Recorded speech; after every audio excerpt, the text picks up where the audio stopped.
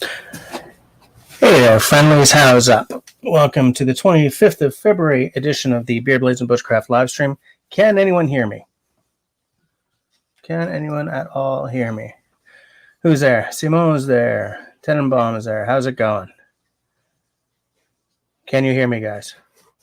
I just very quickly threw my setup back together, and I'm a little worried that it's not working. Oh, you can hear me. Okay, good.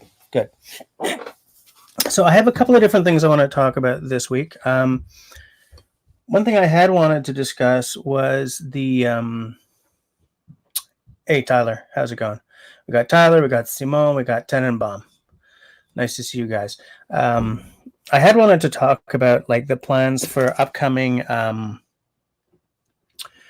panel discussions, because I have some plans, but like for a lot of the stuff coming up, well, stuff that I hope is coming up, I only know like one guy to interview for about the subject. So I was wondering if you guys had any favorites that you'd like me to speak to. Aside from that, there was some suggestion in a little offline conversation that we do like a part 2 of last week's live stream, which might not be a bad idea. Tyler was suggesting sort of a Q&A, which I would do if he will get back online with me. Aside from that, it's kind of open. I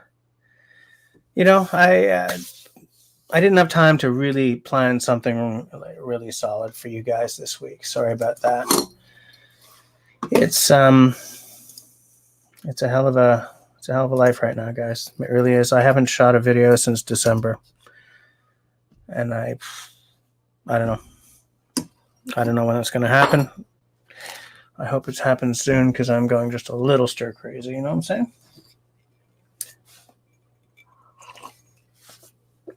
Tea's a good drink. I also have beer. Anyone drinking with me tonight? Hey, Serge, how's it going? Simone suggesting David Pearson. Oh yeah, Really Big Monkey 1. Let me take note of that. I'll take note on my phone. What I'll do, it's terrible to be looking down at my phone while I'm live streaming, guys. I'm sorry. I'm just taking note of what Simone just said, because I think it's not a bad idea. You know what I'm saying? Select all. Panelists. Okay, so Really Big Monkey 1. Absolutely. Where are we? Hey, Alain is here. We got both the Belso boys. Hey, Alain, I was thinking of maybe doing that sheath for my daughter pretty soon. Hi there, Martin. If I do, maybe I'll drop you a line. Maybe do a video of you helping me do it or something. What do you think? Not a bad idea. I know. I think I might have mentioned that to you before, but I've been trying to get the damn time, and it's been a really rough 2020 so far in terms of time. Who's got a drink? I got something to show off here, but I'm just wondering if I'm drinking alone or if you can also contact the Mountain RN for another one. I don't know the Mountain RN. Who is that? Who is that, Simo? Mountain RN? Don't know that channel. Not at all.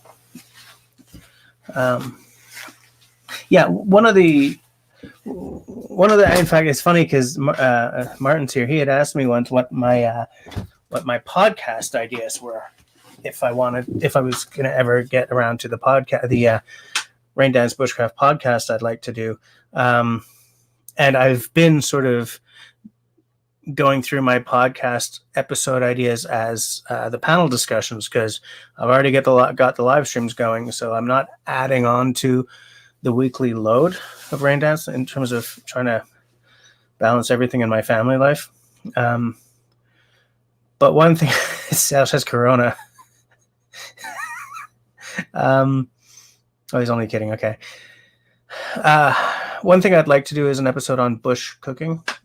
I think I don't know if he'd be into it, but I wouldn't mind asking maybe Scrambled O to come on for that, because that's kind of his thing, bushcraft cooking, woods cooking. But I don't know who else that has to be on. Like, I don't know who else has a channel that is really geared towards that. I mean, there's Townsend's, but I that wouldn't happen. But like, I don't know. Hey, Austin, how's it going? Like, I don't know who else would be good to have on about, bushcraft cooking. Maybe Outdoor Dauber. He does a lot of outdoor cooking. So, if any of you guys know of a channel that really hits that, I mean, another one would be Myself Reliance, but he doesn't know me from Shinola. At least Scrambled O, we've spoken before,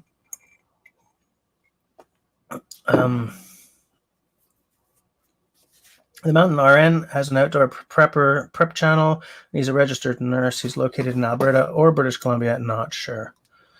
Do you know him at all? Like, I feel that if I'm just cold calling someone, I may not get any traction. But if I can say, hey, Simon Forget says that I should contact you, then maybe I stand a chance, kind of thing, I'm not sure. David Pearson does a lot of cooking. Yeah, he does, actually. The folding firebox guy. You mean, what's his name? Coffee? What's his name? Coffee? Serge is doing. Serge is trying to catch everyone. I think that's everyone so far. 1, 2, 3, 4, 5, 6. Yeah, because there are 8 people on, and it counts me as one of them. So, okay, Jerry's Woodshop and Outdoors. Hey there, how's it going? How's it going? I don't know if I've seen you around here before. If not, glad to see you. Hell, if I have seen you before, glad to see you. What we're doing is we're doing a little 2-parter tonight. First, we're gonna plan out some of my upcoming panel discussions, and then we're going to maybe do like a part 2 of last week's live stream. Tyler, do you want to fill in Jerry's Woodshop and Outdoors about what we did last week? Just because I'm trying to keep track of who's showing up and saying hi. So if no one's ever, no one recognizes Jerry's Woodshop and Outdoors, everyone say hi. Be welcoming.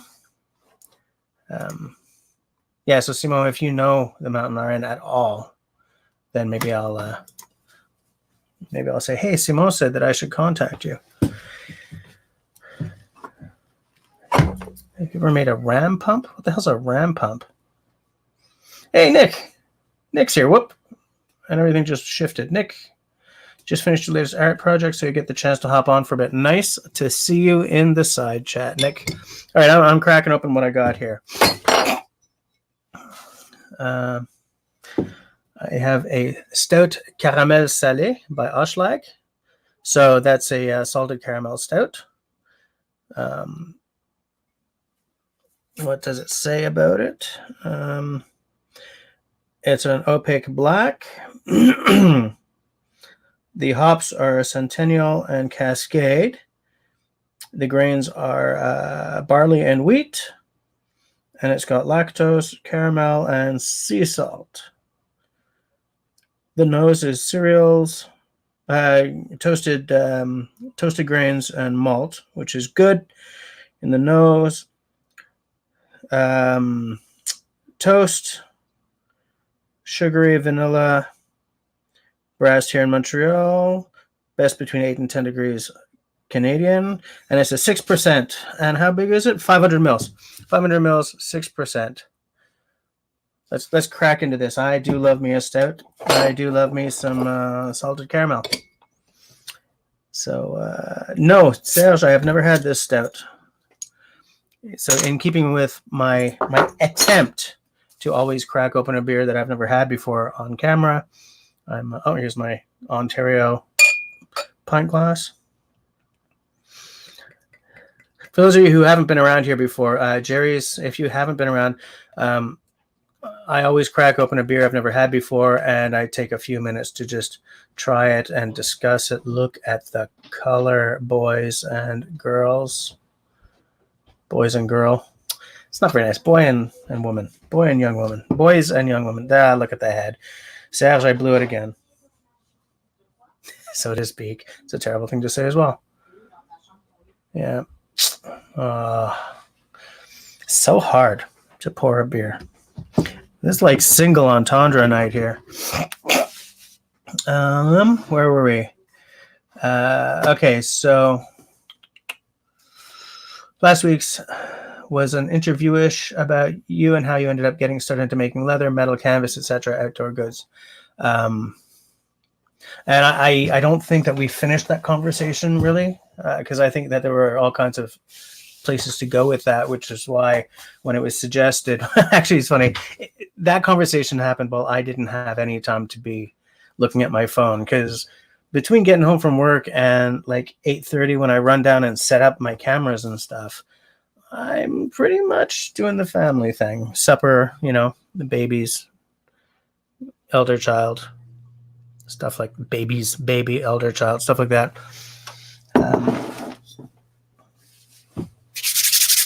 So I do think it's a good idea. Sorry that I didn't have a chance to speak to you about it. But yeah, let me just take a look. Just seeing that I'm not missing anything here. Yeah. Okay, no, I have not had that stout. I'm going to try it. Okay, so Tyler knows what a ram pump is.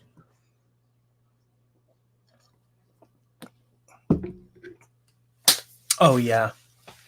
I can taste the salt.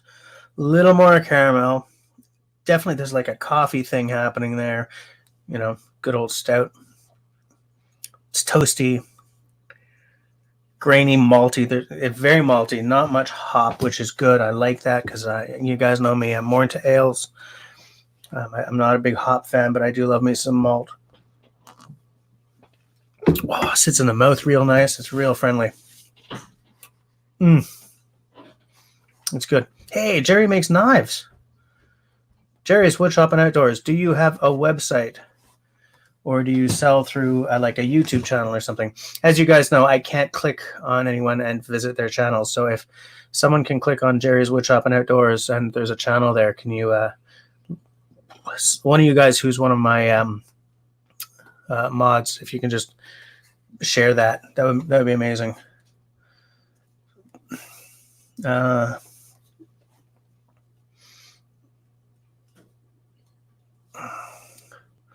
Simo has a hunting cabin. He was looking to make one this summer. There are many ways to make it. We're looking for a reliable model. Oh, you guys are still talking about the ram pump, eh?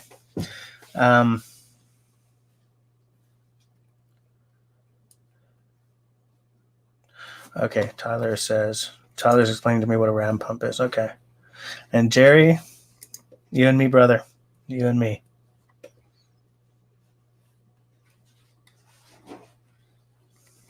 Okay, Alan goes a little deeper into it. Okay.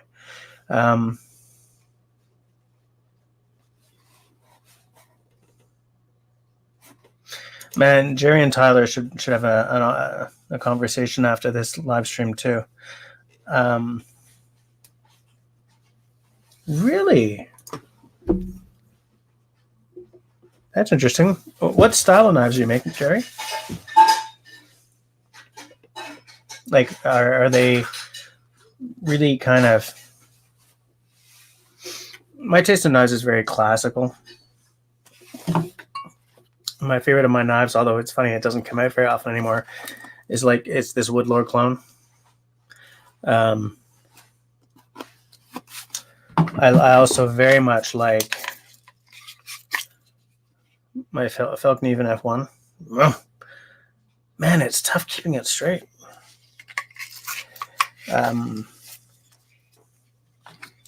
Canadian classic, right? The Canadian belt knife. This one's a cold steel. I'm not convinced that I won't have a Grumman one at some point soon, but I'm not really holding my breath for it. I like the Nesmuk design. I like the Kephart. You know, I'm not a big fan of buck knives and stuff like that, but I feel that buck knives are kind of, you know, like the traditional buck knife I'm talking about, the sort of stereotypical one.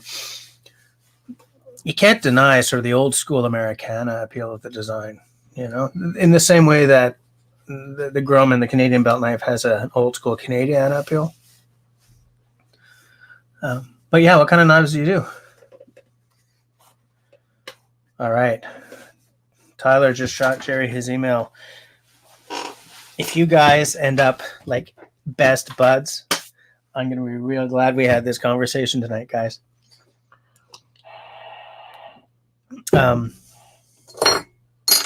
Whereabouts are you, Jerry? Because if there's a local survival shop, you're probably not in Montreal. You know,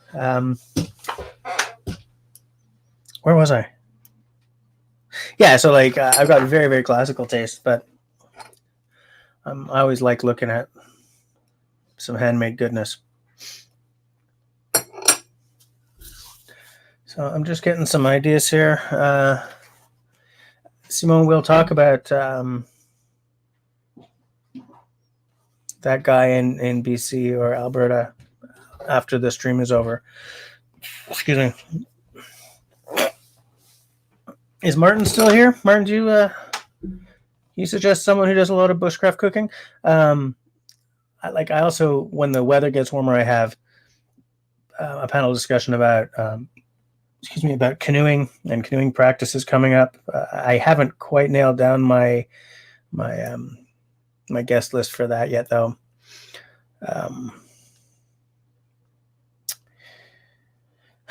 There's a couple of other things, but I almost want to just gear it towards people I can have on for the next little while, rather than coming up with a subject and trying to jack people into the conversation, kind of, you know. Hold on.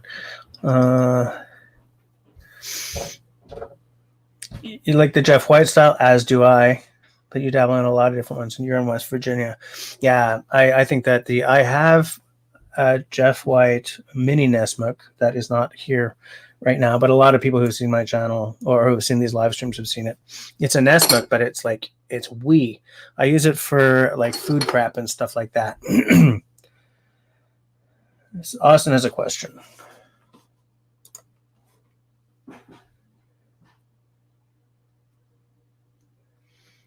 Yeah, Austin, I think you brought that up before. We were going to try and do a gear pass around at one point, weren't we? And we tried to get it started, and it sort of fizzled. I think we should definitely get that going.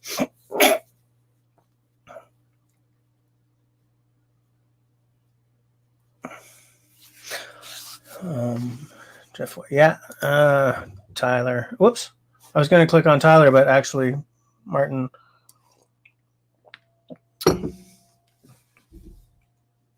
Actually, Martin, maybe you'd be interesting to talk to as well, purely because you guys have a different diet. Like, maybe what I should do is have one person who's got, I don't know, whatever, keto or whatever, or paleo, or, you know, something like that, and then someone else who's got the straight up traditional, you know, beer, bread, and bacon bushcraft diet. I hadn't even thought of that, but that's a great idea, because I had been thinking, you know, just, you know, a bunch of Ray Mears clones talking about food. But you don't have to answer now. But if oh, you said sure. Okay, good. Yeah. What a good idea. I'm a bloody genius. No, you're a bloody genius. Oops. I keep trying to click on someone and going to the one below it. There we go. That's what I want. Austin would like to try and cook poutine or something goofy Canadian or from the south in the woods. If you're going to make poutine in the woods, I'm going to watch the hell out of that, because that's... No, you can deep fry. I guess it's just you have to have a lot of stuff, unless you do your fries in the oven kind of thing. But come on, that's not poutine. Hey, Jen. I'd like to add one to your adventures to area lakes in Kansas. Do you do a lot of canoeing, Jen? By the way, hi, Jen. Welcome to the behind. All right, Austin. We'll get back. Northeast Kansas. Yeah, Tenenbaum says pan-fried fries are possible, but often not great. Hold on. Good old brother love.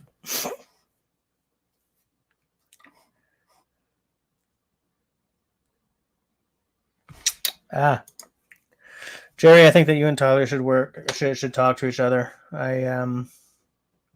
Because Tyler does a lot of leather work. Maybe you guys can work something out, or you can, like, I have a knife that I have to sheath very soon, and I've never done any leather work before, so I just bought a real simple beginner's kit, and I'm going to teach myself.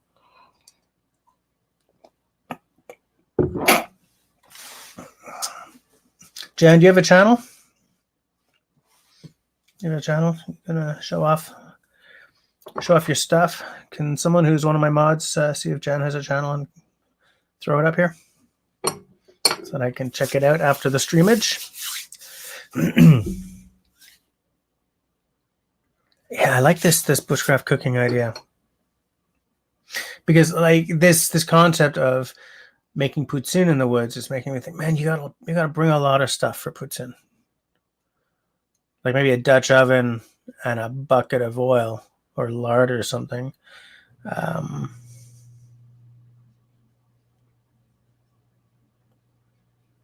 if you're like backpacking, you're not making poutine unless you buy I think an IMP, because there is a poutine IMP available, or whatever the hell the Americans call an IMP. Someone help me out here. MRE, I think.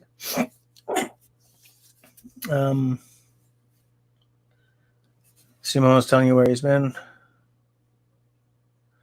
Well, here's an interesting question, and Martin will definitely know the answer to this. Do you pack out the used oil, or do you just pour it into the bush somewhere? I mean, leave no trace, right? And aside from that, would you pour out the oil and have wild animals licking it and maybe getting it? Like, does that create a problem with wild animals coming around campsites? So I would assume that, yeah, you have to pack the oil out. Yeah, that would suck. That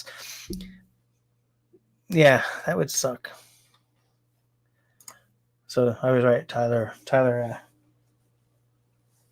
backed me up on that. MRE.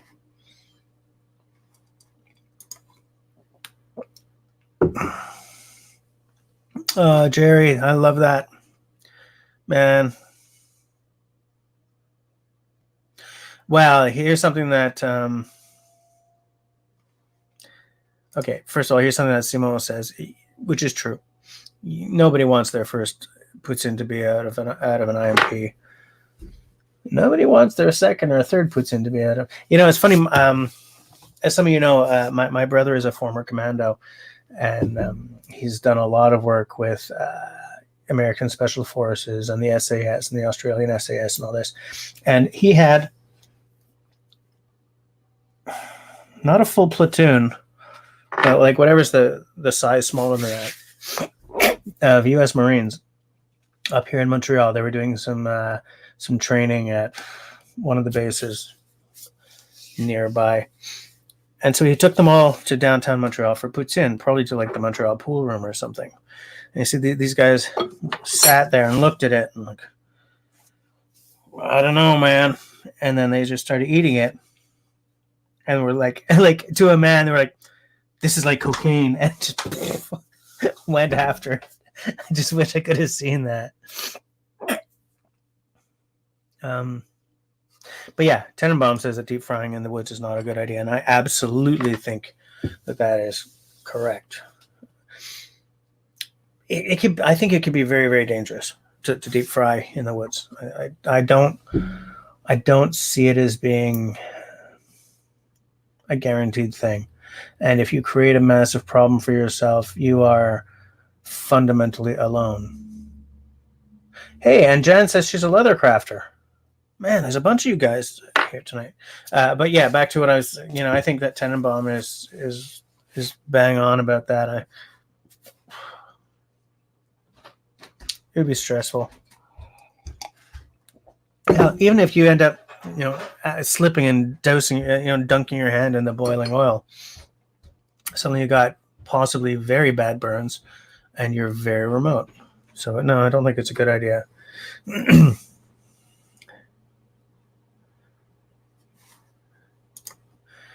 Words of wisdom from Pine Martin, as usual. For those of you who haven't been around very often, which is only, I think, 2 of you right now, if Pine Martin says something, you can pretty much take it to the bank.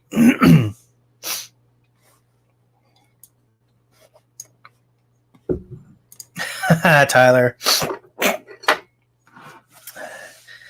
What a great idea. I would feel the need to make something and send it out to somebody as well. Maybe I should get back into spoon carving. Yes, Jen. Well, I have 2. I have a 1-year-old and an 8-year-old, and the 1-year-old is definitely tucked into bed. The 8-year-old might be, or she might still be doing homework. I'm not sure. I'm hoping she's in bed because it's after 9. Simone, back off the sob, mister. Back off the sob.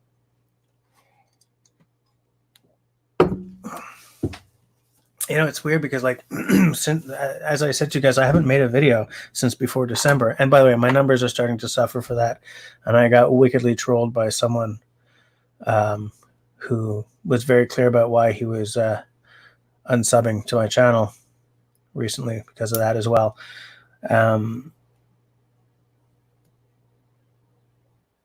But there's a lot of stuff I want to shoot. And that saw, if it shows up anytime soon, I would like to handle it, because I think, Tyler, it's handle free, right? It needs handles. It needs a handle, if I'm correct in remembering that. Correct? What? It's only 6%. Ah, right, a pink beanie. Wait, no. Is that a beanie or is that a toque? You know the difference, right? A beanie comes like this. A toque is one that's rolled up at the bottom. Don't let anyone tell you nothing else. Because you know what? I'm Canadian, so I know what the hell a toque is.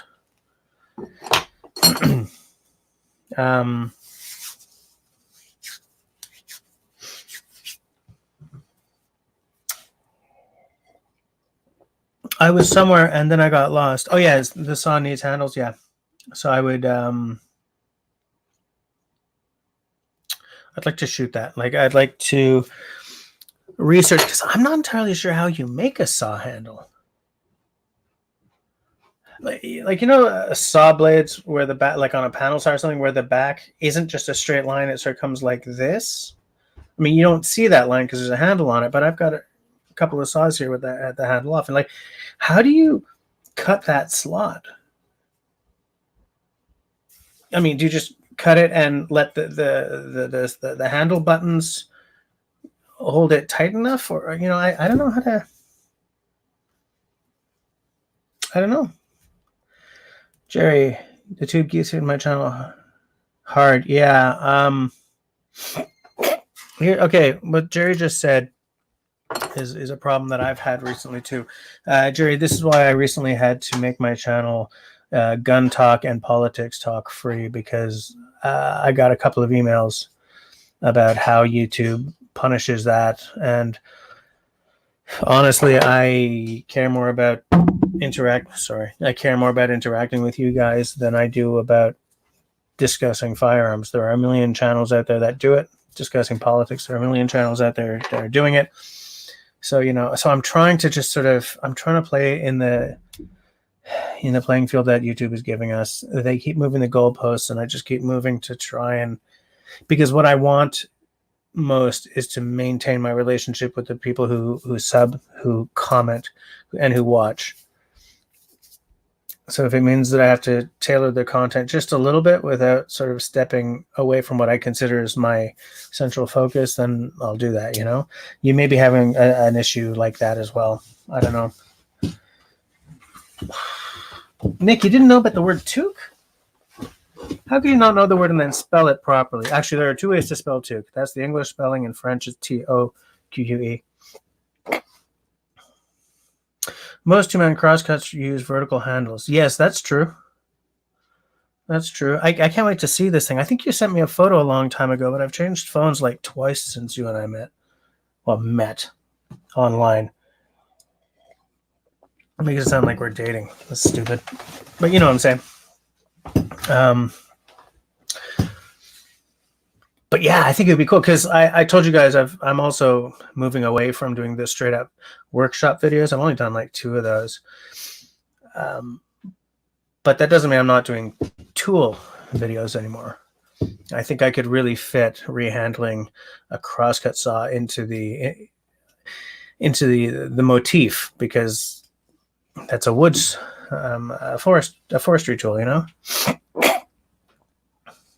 Actually, Tyler, strangely enough, my ex-girlfriend, who I was with before my wife, I had actually, we technically met online. She lived in the Bronx, and I lived obviously here. And she read, I used to be publishing poems and stuff, sending stuff out. She read one of my poems in an online magazine and started sending me questions because she was a writer too. And she had this real cool, edgy style to her, kind of slightly dirty, a little sexy, but not too bad. And so we dated. I took her to Paris because I had a really great job at the time. We came home. She stayed at my place for about a week, then went home on September 10th, 2001. And then the world really changed the next day. But she eventually moved up here. She went to school in philosophy. But when she was living up here, because Montreal changes you. Some people for the better, some people for the worse. And while she was living here, her writing went from kind of cool, edgy, kind of sexy to just kind of porn. And she got really, really dark. All that to say, I did, in fact, technically meet somebody online once. And that worked out well.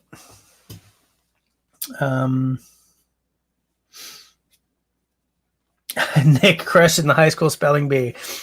I never did a spelling bee. No, Simo, are you kidding me? Are we going to have a spelling bee off about toque? Talk. I don't know. You might be right. I may be right. I don't think it matters. I don't think it matters. I was always good at spelling, but I was really terrible standing on a stage, which is funny because I'm on, 20 years? No. Professionally, 18 years playing bass, semi-professionally. That's on stage. I'm just making sure I'm not losing losing anyone in the side chat here.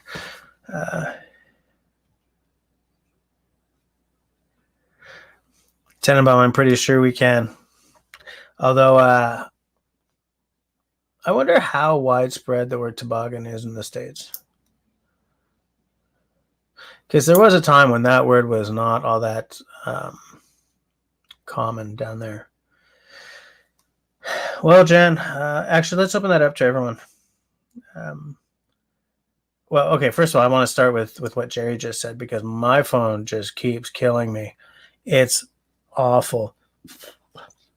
It might be because I type in 2 languages every day, but my phone will not give me a break. So I envy you, the fact that your autocorrect does you a solid every now and again. Jen, that's an excellent question. I don't know. I really don't know. We're in March, and I'm already looking at my vacation time, and not seeing a whole lot. I think I'm going to take my daughter camping a few times because we've got this sweet new tent that Tenenbaum gave me, and we both want to try that out. But I don't think we can do a long family camp out this year. I don't. Our vacation time isn't syncing up, which is heartbreaking because I do love that yearly camp out, but don't think we can do it. I don't think we can go to New York for any time to see the in-laws. Don't know. Tyler, of course you know toboggan. You're a northerner in an American sense. Oh, there we go. Brother Love, what are you saying? Since we brushed up lightly against the topic, what are the feelings about gourmet gearing up on longer trips? Well, what do you think about it? My opinions on all this stuff are very, very fluid because every time I take a trip, I gain more experience, right? And some things I don't. The longest trip I've ever done, really, like ever done, has been maybe 8 days. And I haven't done that kind of trip in a long time. So I kind of don't feel that I have the experience to have a real solid opinion on that question right there. I know if Martin is still around, he has some very deserved opinions because he's very experienced, But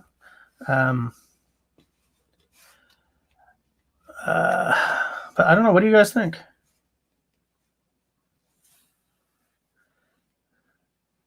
Let me see. Yeah, brother. Canoeing versus backpacking makes a big difference because if you're canoeing, you can have a big barrel, you can carry a lot of stuff. You have to worry about your weight when you're portaging, but if you're like literally backpacking, especially if you're through hiking or something, then you have to be very cognizant of how much everything weighs.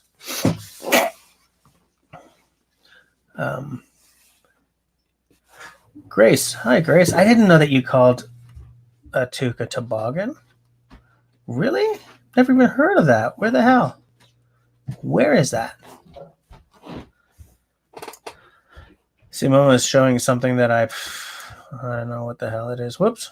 I'm trying to click on it and cool beanie hats, beanies, toque, watch, skull, knitted cap. Knitted cap is what I had grown up knowing as the American term for toque. Knit cap, actually.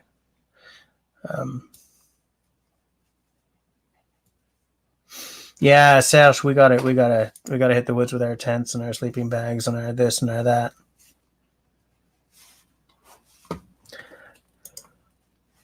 Old school trad camping used to be all canvas, ovens, bacon, cast iron, and wool. Modern gear is ultra light, but modern trending seems to be wanting to go retro. And I understand it because I feel that the retro pull like you would not believe. If I had the money, I would go all wool and merino wool and canvas and leather like now, right now. I would just boom everything.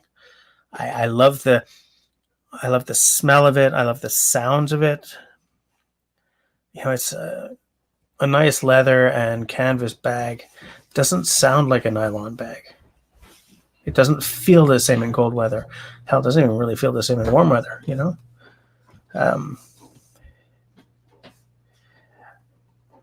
And I like natural fibers for all the reasons I give every time I get a chance to talk about it, I like the way they feel.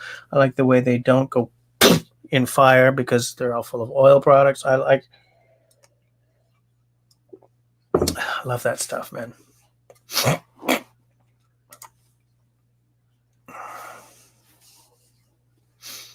Tyler, as usual, makes a lot of sense. Grace, southern Indiana. Okay, so maybe that's where, because a toboggan. I mean, a toboggan is a sled. Yeah, traditionally a toboggan is a specific kind of sled that the First Nations used to transport stuff over snow, and white people ended up using to slide down hills.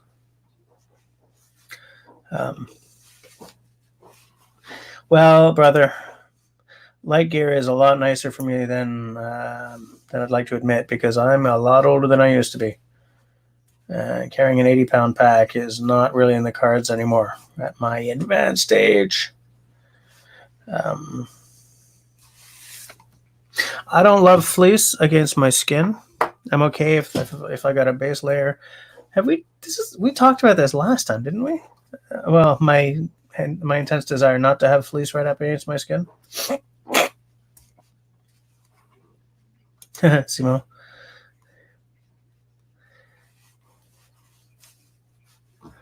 Jen, yeah, exactly.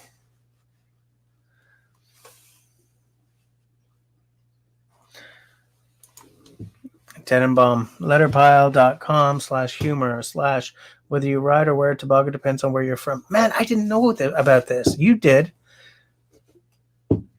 Jen evidently knows of toboggan as something completely different, and I didn't even know about this. That is fascinating. I'm a real word geek. Like, I'm really into etymology. I'm into the history of English. You know, I love knowing that skirt and shirt are both cognates from way back. Like, one was Norse and one was Old English. Well, one was Danish and one was Old English. You know, I'm really into stuff like that. And so it's embarrassing that I didn't know this. Tenenbaum lived in North Carolina for a few years. Man, you've been everywhere. You've been everywhere, man.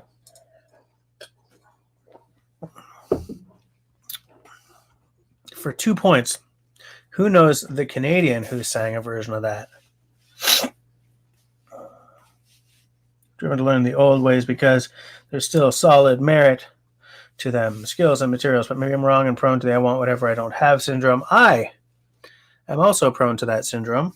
I discovered yesterday that Land Rover is relaunching the Defender this year, and so I went to landrover.ca and I built one, and it's a lot of money. So I can't have one, which is part of the reason I want one so badly. But I'm sort of being a jerk right now, but I'm not that consumer ho-ish in terms of everything. I like, to a certain extent, the stuff I don't have is the stuff I find coolest, whereas the stuff I do have just becomes part of my background noise. But I do respect the old tools. Old axes, old saws, old tools where there's no electricity involved. I want a really, really modern table saw. I want a drill press with all the bells and whistles made by a reputable company. But I want my axe to be made the old school way. I don't want a fiberglass handle and Chinesium mystery steel. I want an axe that's been made the same way for 100 years. Martin, if you're still here, good night. If you're not here, sorry I missed you. But yeah, if you can watch the rest tomorrow, that's fine by me. Although I'm probably not doing the best live stream I've ever done tonight, because I didn't really know what I was going to talk about. Whoa. I've been driven to learn the old ways. Yes. No, Brother Love, I'm with you. I love the... Yeah, good man. Tenenbaum, you're probably the only one who's even paying attention.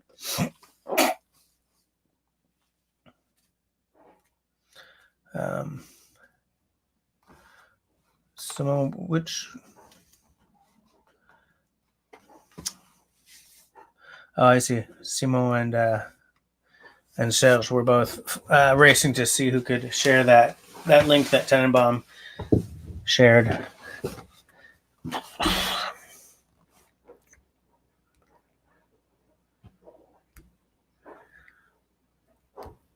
Road hammers? You mean like jackhammers? Oh, Jen, that sounds cool.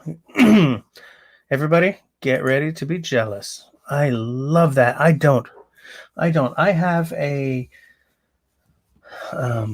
marking gauge. Even better. I have a mortising, like a mortise marking gauge, right? One side is 2 pins, one side is 1. That used to be my great grandfather's. My dad sent it to me and said, "Hey, this was my grandpa's." Not from early in his life. It's probably like an early 70s era tool, but that's the one really old family tool that I have. My dad also sent me. He has a Haida style crooked knife, but he didn't have that like back when he was a kid or anything. He got it fairly recently. It's not like a high end knife or anything, but I have virtually no heirloom tools, virtually none. And I see other people's collections of like this bit and brace set is from 1949. I think, oh, so beautiful. Like I get excited for other people on those because these are eras when building a really good axe or a really good bit and brace set or a really good hammer or a really good anything wasn't special. It was just how you did things. You know, this fantastic axe wasn't considered a fantastic axe. It was just called an axe. We've really, really lost track of that. You know, in our bid, in the bid of the corporations to maximize shareholder value,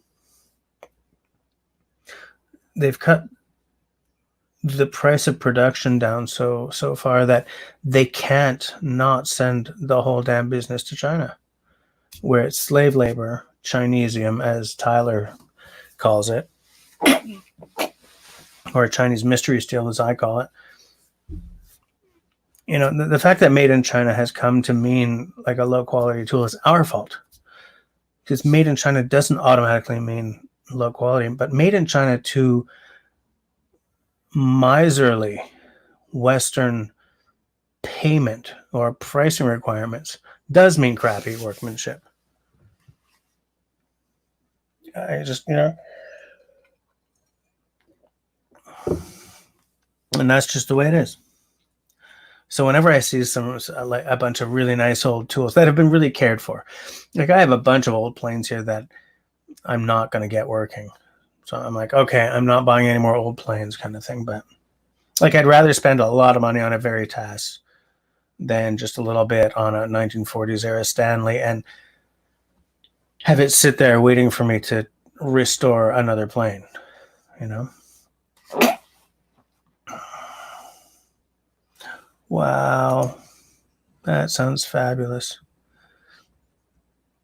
And you guys know like how Wrangler Star, like people just because he's got a million subs, I guess, people send him tools that, you know, were their dads or whatever, just because you know he would take better care of them than they would. And I think, well, good on you, Wrangler Star. I mean, that's great because he does appreciate. But man, why aren't these people just learning how to use these old tools? You know, connecting with the ghost of their dad, you know, through learning the skills and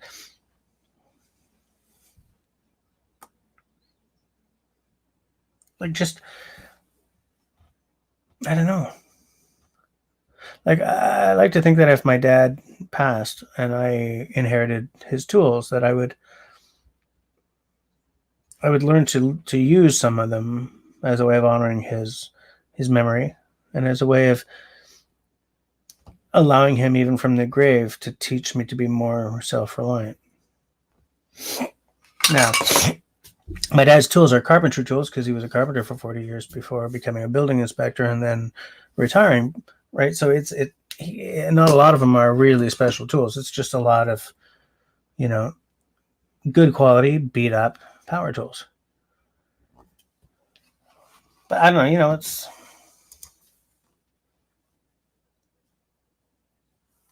I don't know. I would want to feel the connection with my forebears through learning to use these things, you know? And no matter what, I mean, at least Wrangler Star respects old tools. He definitely does. I mean, he honestly respects the old school tools, and he's got the skills to keep them going. You know, to keep them in good condition. So what time are we at? 21:50. So I don't know. In 10 minutes, Tyler, would you like to do part 2 of that last conversation of ours? For those of you who are wondering, Tyler is he's a maker in a big way. So you can pretty much ask him anything. All right, Jen, I like this. Nice. Okay, here's a question from Brother Love that I would love to open up. What do you guys think? I think it's a bit of both myself, but that kind of answer doesn't usually go over well. Here's the thing.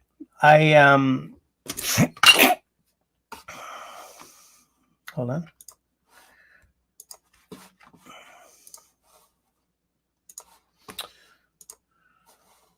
I don't think I can private chat with you, can I, Tyler?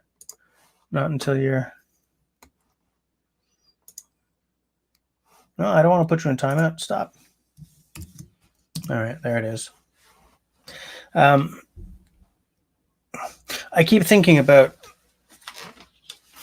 Paul Sellers. How many of you guys know the Paul Sellers channel? How many of you know Paul Sellers? He said something interesting because he's a real hand tool guy. He uses power tools as well when he has to, but his thing is teaching woodworking with hand tools. And he said something in an episode years ago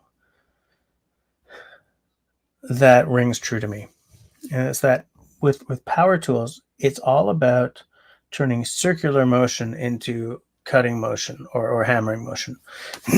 And so you don't have the same connection with what you're doing.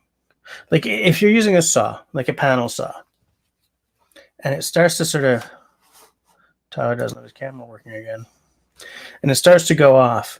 You can feel it just as it starts to go astray on you. So you can sort of make sure that it doesn't. You can bring it back. With a power saw, jigsaw, or a skill saw, or whatever the other term for, like a circular saw, by the time you feel it starting to go, you've wasted the wood, or you've wasted the cut, and you have to redo it. Howdy. Hey, how's it going? Not too bad. Yeah. Ripped apart my stitcher, greased everything, got angry about the Chinesium. It's funny. I was just answering this question by Brother Love. I see that you've actually got an answer there too.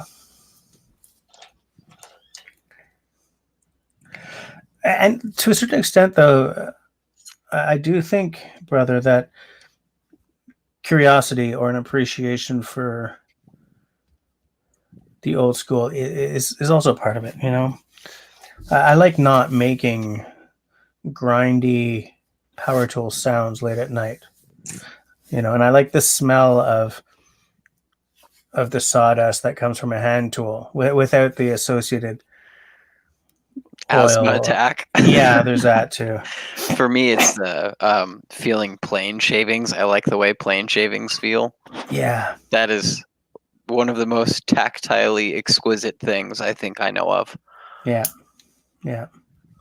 Yeah, absolutely. I love I love how a well-planed piece of wood, or with a scraper, even how it's got a nice sort of shine to it, whereas sandpaper just doesn't do that.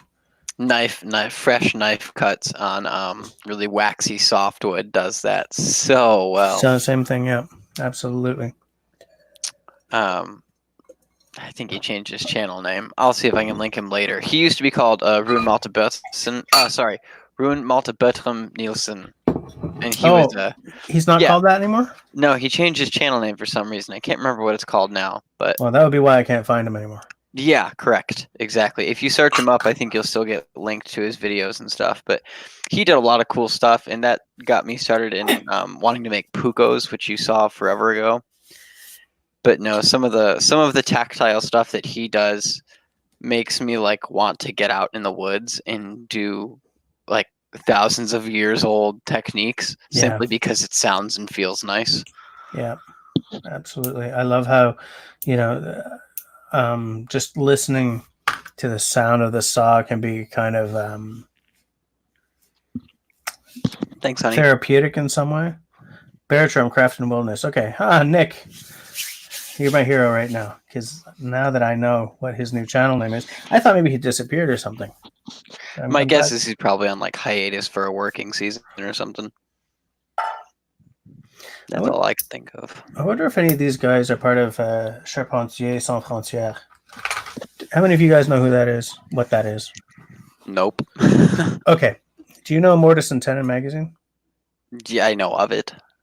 Okay. Yeah, because it's too expensive for people like us to buy. But those guys, they also, I think they also run Lost Art Press, don't they? Or they're hooked in there somehow. Anyways, they recently built a forge cabin on their property. By the way, their workshop is gorgeous. That's dope. Yeah. And the way they did it was they had, they were talking to someone in Charpentier Sans Frontières, and then they ended up with like 13 international carpenters, like old school carpenters on their property, building them this blacksmith shop. And the way Charpentier Sans Frontières works is you can't use a power tool. And for some of them, if the tool was invented like only 100 years ago, they won't touch that either, kind of thing. So it's all like hewing and and old school like crosscut sawing and stuff. And most of these guys are European. There's a couple of Americans involved and stuff, but it's essentially this volunteer group that gets together, goes somewhere and builds something using old school methods. I don't know if it is like once a year or something, or periodically. Let me see if I can find them. But as with all these, something beyond without borders, or it's a French based. There we go. Charpentier Sans Frontières. Translate. I don't need you to translate. Why do you sound like what's his face doing the French accent from Whose Line Is It Anyway? Just because I'm being a great big jerk. Okay, now, most of you are not on the Book of Faces, so I will not share that. Hey man, Book of Faces is a good place to go if you want to hate yourself. Yep, and I do hate myself on the regular. So, Goosewing Timberworks, building bridges with Charpentier Sans Frontières. Well, here's a little write-up about them. I'm going to share this. I will share this if StreamYard will let me share. Hi, good Mike. How's it going? Hi, Mike. Piss, that didn't work. Okay, hold on. Let me try this again. Boom. Did I use the right? Silly Windows. I just don't know any of these keys. Boom. Yeah, so like I really respect what these guys do. Like I only know about them because the guys who run Mortise and Tenon also have a Mortise and Tenon podcast. And as you know, I do love me some podcast magic. Hold on. Let me just make sure I haven't lost anyone here. Charpentier Sans Frontières. Oh, Simon shared their Facebook page. Okay. Hi, Mike. Hike with Mike. Everyone, if you guys don't know Hike with Mike, most of you do at this point. Ooh, cool Brother Love Hold wants on, to start a traditional design knife collection. Kephart, Yacht Puko, Kenny Knife Bowie. Ooh, good name. Oh, he says here that he's fallen in love with the Yakut style. Those are weird, eh? Those are cool. There's a real coolness to them. I don't own one. I probably won't own one. Because I don't want to own like 400 knives, and there are certain things I really want in the collection. But yeah, those Yakuts are cool. Old school never goes out of style. Maybe I'll Yes, make one and make you use it. Yeah. Okay. Whatevs. I'll just use it, I guess. Make videos. Such a hard life. Baton it and get trolled, maybe. Yeah, I haven't been trolled for batoning in a long time. It's good that I have my official batoning knife right here. For those that don't know who haven't been here, he got trolled to hell for doing batoning on an abusive test for. And it wasn't even that abusive either. It was just like common sense stuff for a Canadian belt knife. And I mean, it got lit up in the comments for it. and then after like post after post after post, and Simo joined or something. I don't remember who. It suddenly like he erased his first comment, and it just erased the whole thread. So it's like it's gone. But we remember. I wish we would have screenshotted that and made T-shirts, man. That would have been good. The T-shirt store would have benefited greatly from that. Yeah. Simon knows a lot more about Télécom Sans Frontières. I'm assuming they're also French-based.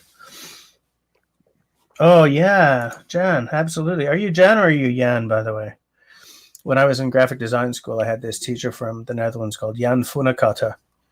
So whenever I see Jan, I wonder, Brother Love, okay, what's he saying here? Want to start a traditional design knife collection? I love that idea. Absolutely. Kephart, Puko. I don't know what a canny knife is. I know what a Bowie knife is. I'm not as into Bowies as I am into like Kepharts and stuff, but yeah, I like that idea, brother. He might mean canoe knife. Oh, I should get one of those. Those are sweet. Yeah, it's the old. It's like is it a double sheep's foot? Is that what those are, or are they like two Gardner blades? I thought they were two Gardner blades, but I'm not too. Two Gardner blades actually sound right. Now that I think about it. Hold on, Hike with Mike likes my T-shirt. I do as well, and you know what? That's a gift from the missus. She does get me sometimes, man. She really does. I'll have to show you the dope Valentine's gift I got Nick last year. It was a quote from J.R.R. Tolkien and a picture of a sunrise hike we did that said, "Not all those who wander are lost." Are lost, yeah. Good stuff. Knocked it out of the park. Yeah, yeah. That and a Thoreau quote, which escapes me right now, are like the two official bushcraft quotes, you know? That's good to know, Simo. Hold on a sec. I'm just checking out. Most people have no clue of real life stresses. Knife durability is greatly underestimated. I've owned the D.H. Russell Canadian knife for 20 years and battened my way through life with no issues. Yeah. And I think that if I'd been batoning with that one, I wouldn't have gotten the bum's rush so hard. But you see how this one is all plastic? Look, here's the thing. I'll tell you guys, because you guys are listening and that guy just wasn't. When I'm testing a knife, I'm testing it worse than I would generally use it. But I'm not a Dutch bushcraft knives guy. Though I'm thinking that from now on, when I'm doing knife tests, I'm going to go that hard. Because I do what I call common sense tests, like go a little beyond what I would usually do. Like, to me, this is not a batoning knife. This is a food prep knife, you know? But I think that any knife you have on your belt in the woods has to be able to go a little bit above and beyond. Just in case, you lose your real bush knife or something, your food prep knife may get called into action. Or maybe your second knife is a Mora. People are like, you can't batten with a Mora. Yeah, except that if you've lost your high-end knife and you have to batten down some kindling or something, then your Mora is going to have to do the job. It's just, I'm doing a review, and this guy just, poof. But the D.H. Russell, that's a good solid knife. I would feel no compunction about battening with that.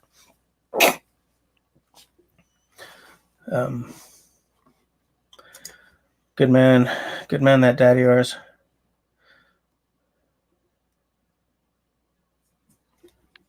Q&A time? Question mark. Sure. Yeah. Let's. I'm sorry. We just got. That's good to know. So if I want one of those, I will go searching for the first edition. It is good to know. Tyler, why don't you sort of bring some of the people who have not been listening to us for weeks and weeks up to speed about what we talked about last week? Cool. We talked about a lot of stuff last week, but most of Yeah. it started on what kind of clothing you wear outside, what you want to have on you, and we Mhm. got into that basically bushcraft holy war of natural versus synthetics. Yeah. And then we kind of waxed a little more philosophical about being sustainable and making your own gear, which is what I do.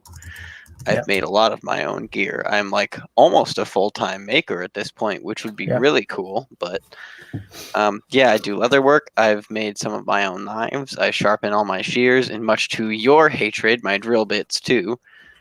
I didn't. I'm just envious of your skills. That's all. Almost to the point of Canadian swearing. Almost. Almost. Gosh darn it. Turn burn it. But but yeah, so that's kind of where we're at to get everyone up to speed.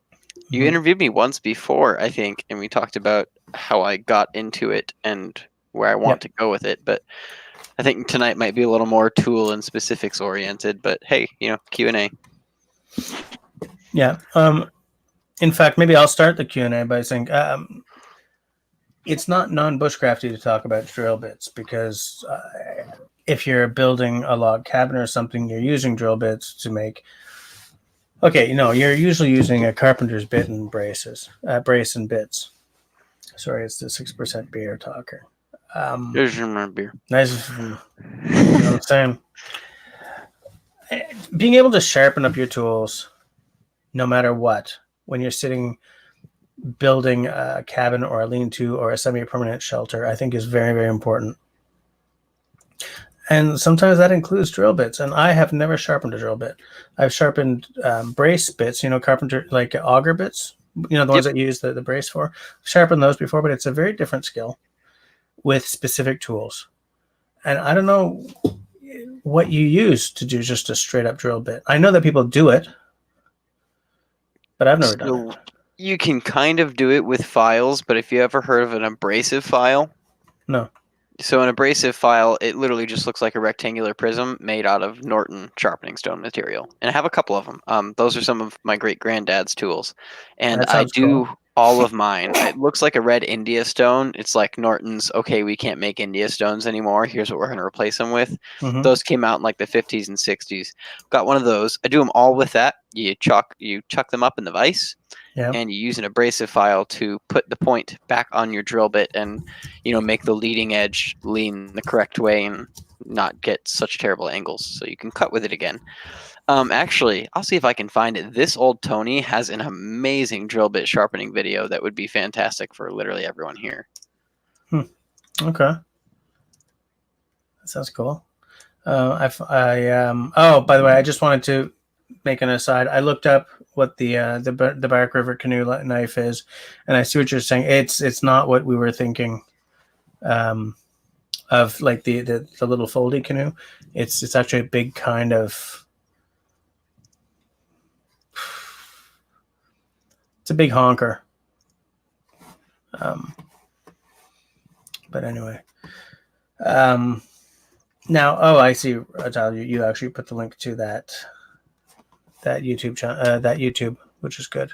Don't any of you leave the stream for that yeah, video. Don't leave the damn I will stream. come for you. Comfort. I said comfort. Of course, absolutely. Yeah, I will comfort you all. Take that, you bastages. But like, how long did it take you to get used to? Like, you got to know the angle you're looking for, right? Or do you just sort of do like when you're sharpening a Scandi, you just tap onto the same angle as before and go? So it's funny. It depends on what you're doing. So wood has there's a little more steeper angle you can use on wood, and it'll be super aggressive. Metal is obviously not as steep. So I have definitely screwed up a drill bit meant for metal that had to transition to wood until I could sharpen it again. And I've made some of them shorter because I have seriously mucked them up. Right. You definitely have to do it by feel. A good way to do it is honestly like set something against the wall at that angle and chuck up your drill bit so you can visually line it up with that and just, go with your abrasive file that way. Okay. And by that, I mean I literally nailed a ruler to my shop wall behind my vise. And, There it line up is. the lines. There you go. Parallel Yeah. lines work. Perfect. They don't lie. I just want to say goodnight to Serge and Alain. And hey there to Up North of 60. Nice to see you around. Anyone who hasn't checked out Up North of 60, you should definitely check him out. Bon nuit, fellas. That's a good one. So yeah, good night to the Belso boys. I'll speak to you guys later.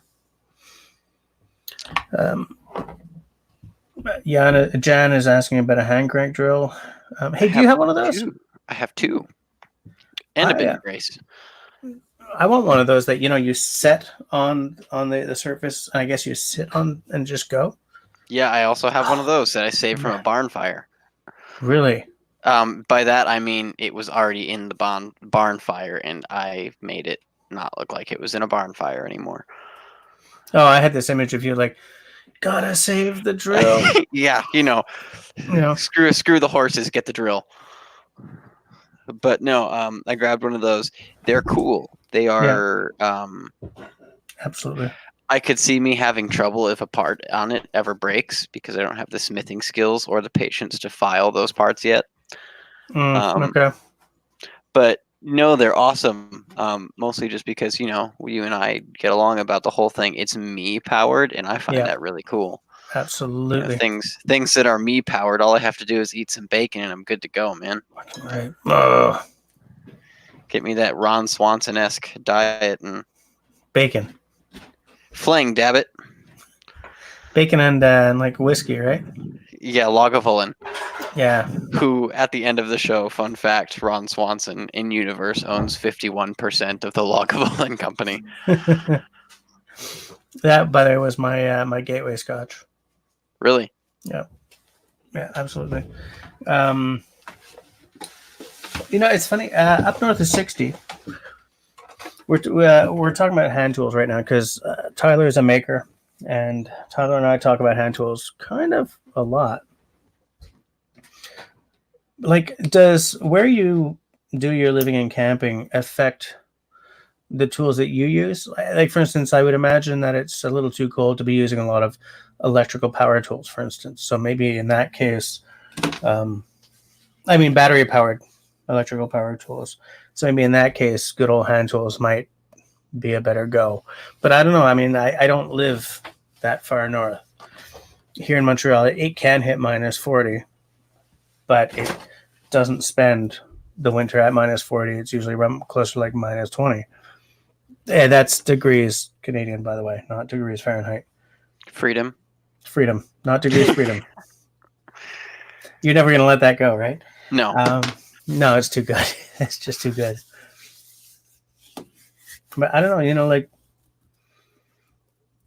I use hand tools out of a love of hand tools.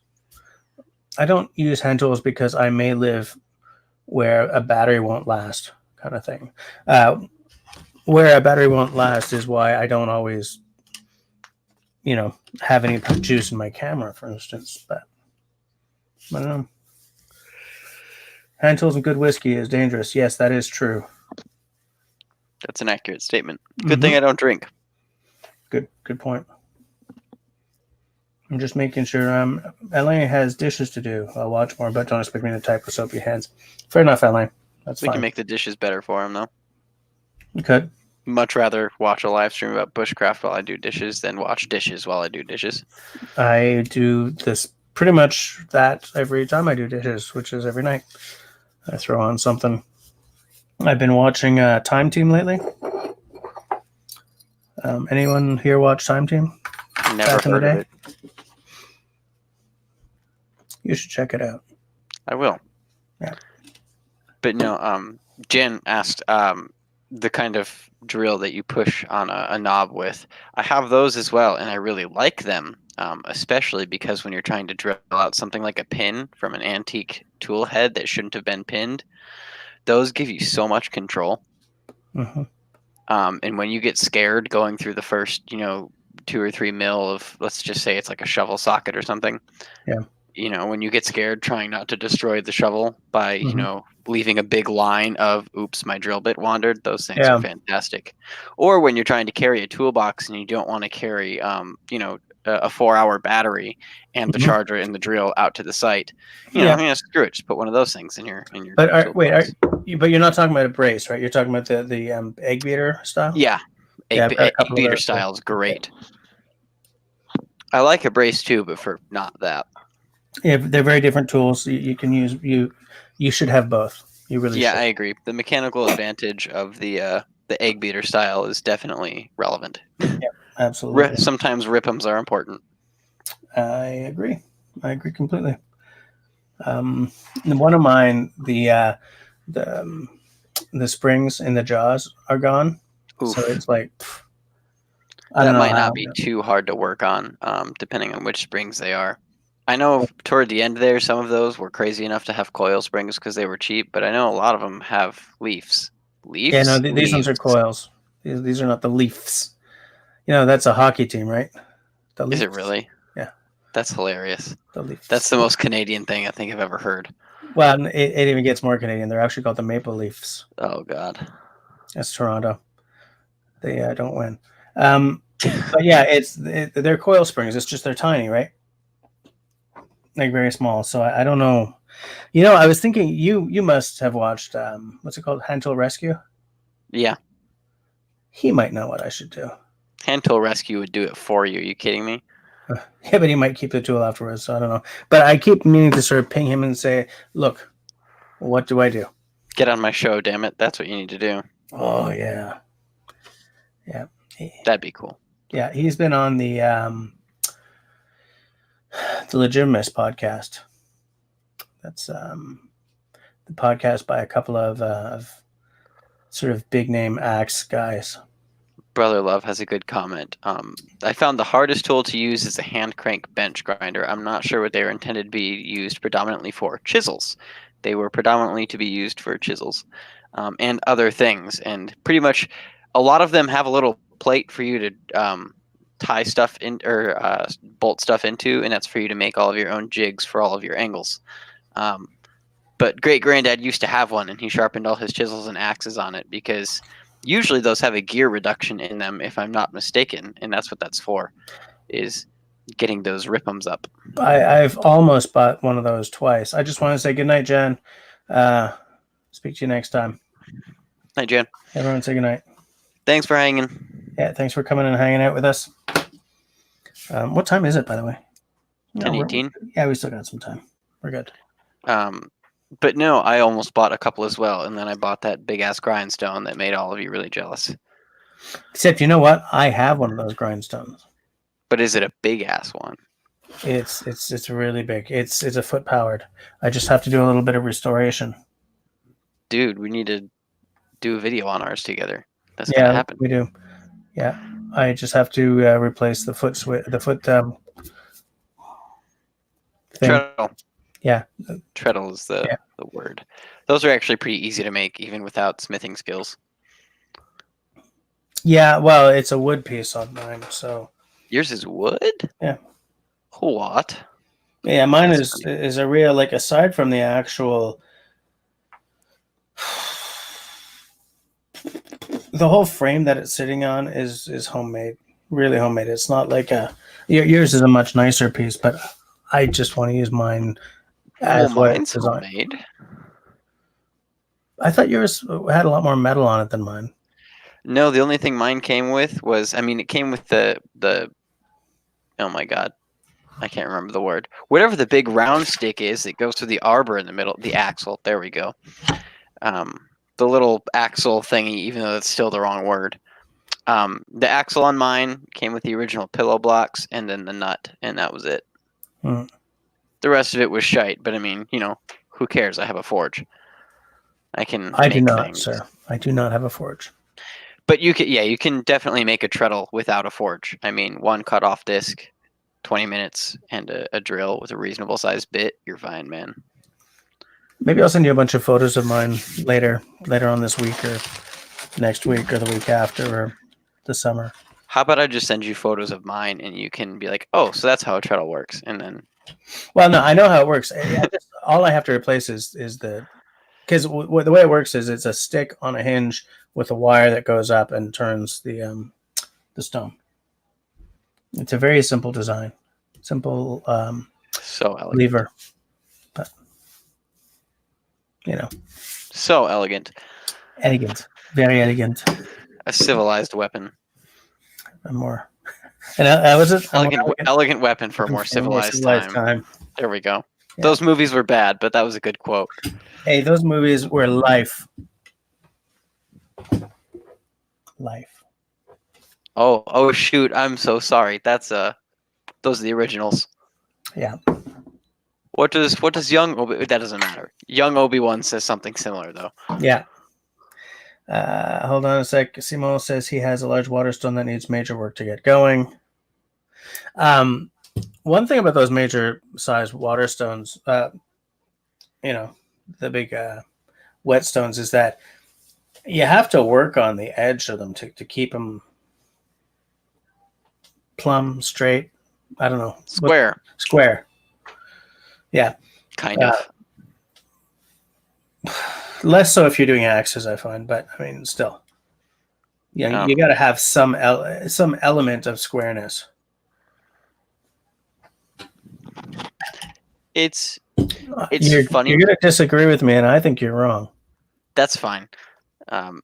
It's funny because I did my brother's puko on one of these without squaring it up too much at all, and it turned out fine because the truth of the matter is it's a sandstone wheel. You're going to do your final everything by hand anyway. You don't need it that square unless you're going to be anal retentive about it and be one of those people that wraps it in a bajillion layers of shop roll sandpaper, which is perfectly acceptable. I mean, I don't disagree with that. It's a good idea. It works. But it's not doesn't give me the fizz. So I did his, all of the major grinding, even the tang and all that on my big grindstone, and it worked fine. Because, like I said, you're going to do all your finish work by hand on bench stones anyway. Yeah. So, square it up to where it doesn't try and jump while it's rotating. That's the biggest thing. You don't want it jumping while it's rotating because it will kill itself because it's natural stone. It'll crack. But other than that, honestly, dude, I leave mine pretty disgustingly out of plumb or square or whatever the word is. I don't English anymore, apparently. And it's fine. It works well that way. And I think that's why a lot of them are in the shape they're in, because wood weathers over time, steel rusts, stone does not. Stone does not droop over 100 years. Yeah. So getting a used stone off of a homestead, seeing it in that condition, does give you some quote-unquote archaeological knowledge about how it was used. Yeah. Yeah, absolutely. Yeah, I agree. Long way round, but yeah, if you want to have that super flat-ish grind on your knife, even though it's a wheel, by all means, you square the shit out of that stone and you be proud of it. Or you just buy a Tormek. Yeah. We're not friends. $500 at a sharpening system. I'm sending your saw to Simon. Hey, who the hell has money for those? Tormax? I don't know. Rich people. Wrangler Star. Who the hell? Yeah. Alain, we're talking about it's a big old hunk of sandstone. When I say sandstone wheels. Yeah, a big wheel of sandstone. The ones they used to mine out of Collinsville and turn them on lathes bigger than my house. Collinsville is named after the Collins Axe Company. Correct, and that's where the Collinsville Stone Company is from. It's funny because if you go to Collinsville, there's actually a bunch of grindstone stubs that are just used as decoration everywhere. Really? With 4-inch arbors and they're 12 inches thick. Imagine. They must have been huge at one point. What the hell did Collinsville used to be called? It had a different name, and they changed the name of the town to honor the axe company. I don't remember what it's called. I can look it up for you. Hey, Nick. What do you mean no toque for me? Come on, man. That's what you get, man. No toque. What? I don't know how to handle it. You're getting a shite beanie. And it's going to be a manly color. Like camo. Yeah. Yeah. Cad Pat camo. Yeah, good old Cad Pat. with your purple. No Cat purple. Pat has purple in it, man. Does it? Yeah. A little bit, yeah. The U.S. Army, whatever that silly uniform with the priest collar, that one had some purple in it too, didn't it? That one looked like a couch, like a floral couch. Do you know which one I'm talking about? No, all I can think of is the Old Navy one we just switched out of. We made fun of it. We called it Aquaflage. It was the blue and Oh gray yeah, and white. That was awful. yeah, because that was fun. Yeah. Like, what good is that going to do anyone? Nothing. Well, you don't need a camo on a freaking boat. Yeah, that's the thing. Like, great, you're safe. If you fall in the water, maybe. Yeah. And at that point, no one's going to find you because you're wearing Aquaflage. Anyway. Oh, I like this. Tuke Tormek, choose wisely.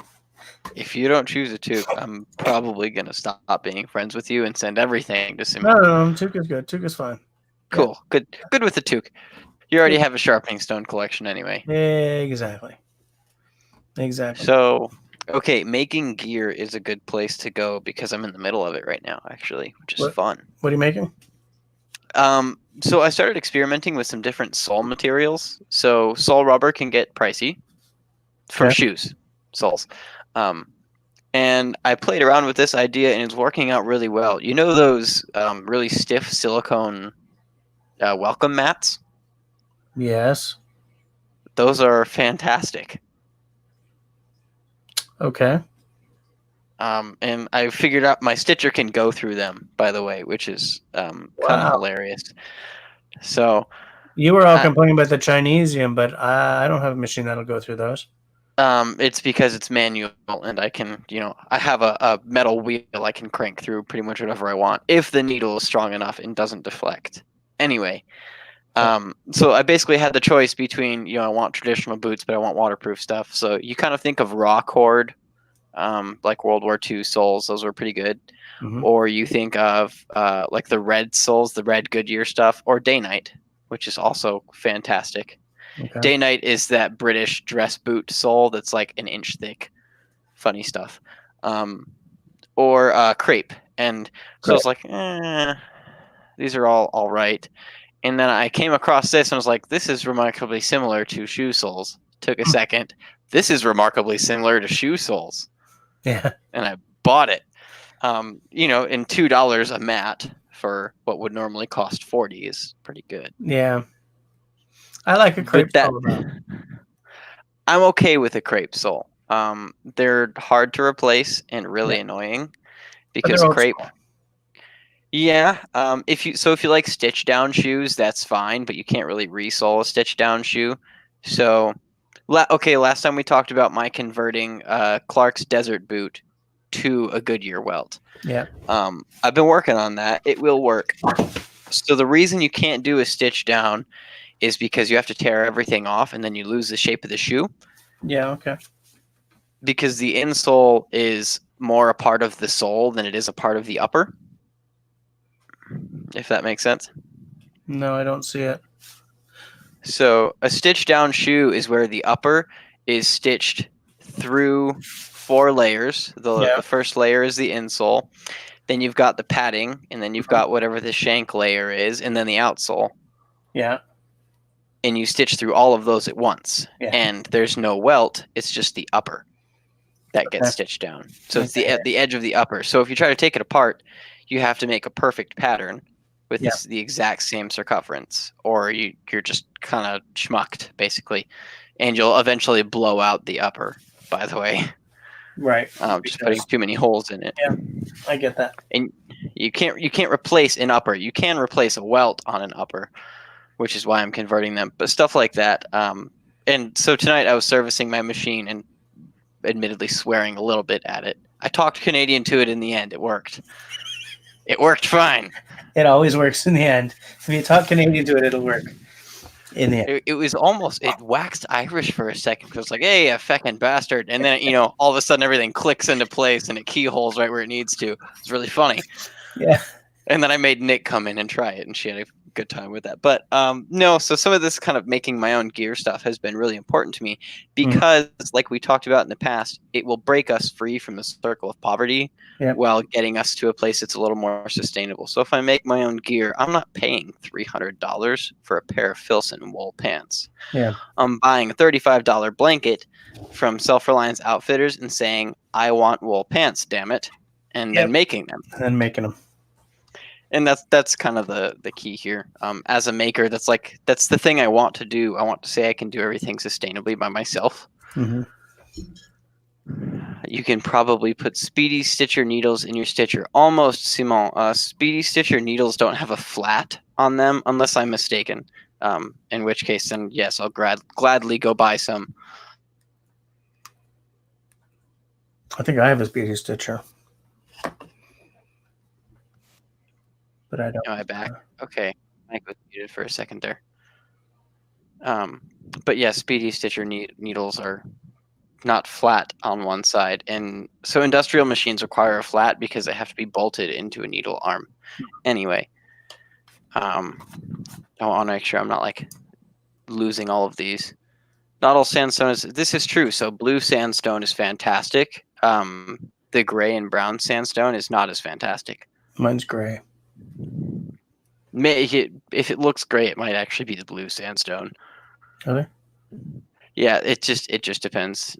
Speedy Stitcher needles have a groove. I might be able to modify to that. That's the other thing.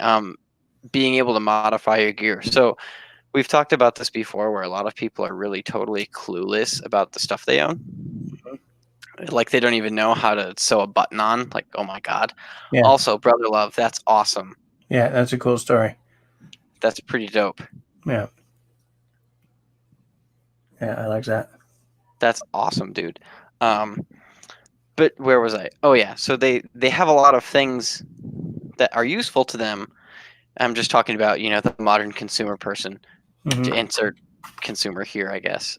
They have a lot of things that are useful to them, but they can't repair or service by themselves. Yep.